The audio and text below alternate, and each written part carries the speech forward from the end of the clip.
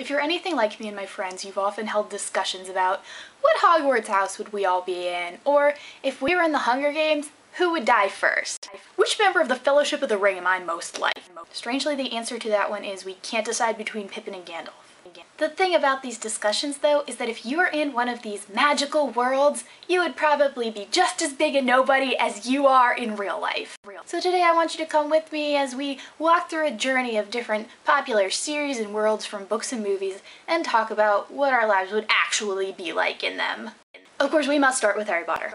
You probably get sorted into Hufflepuff, or you might get sorted into Slytherin and all your friends would be jerks. You spend all your weekends studying for exams. You turn out to be just as bad at Quidditch as you were at soccer, and when you graduate you get a job for the magical government doing paperwork. And marry a muggle who can never quite empathize when you complain about all your magical problems. That was fun, shall we continue? Let's do. Next up, the Hunger Games.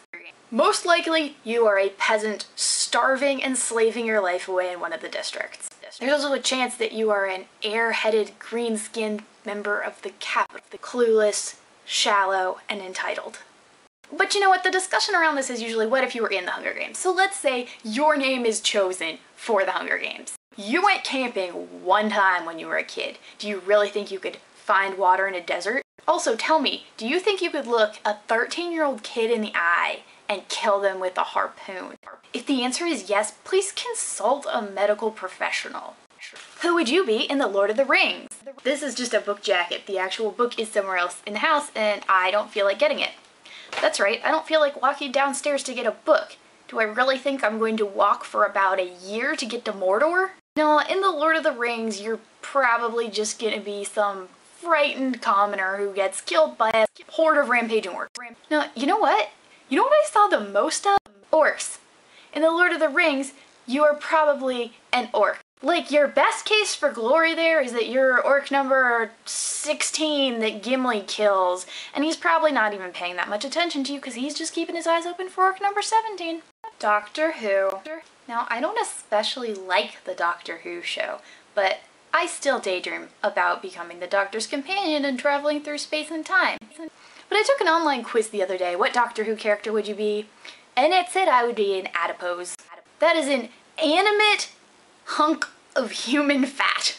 I mean, optimistically, you are probably a human and you're like a background guy who's running down the street screaming while robots are attacking London. Optimistically. Who would you be in the Avengers universe, or really any superhero movie? You think you have super skills? Nah, you're just some average guy. You collect Captain America cards.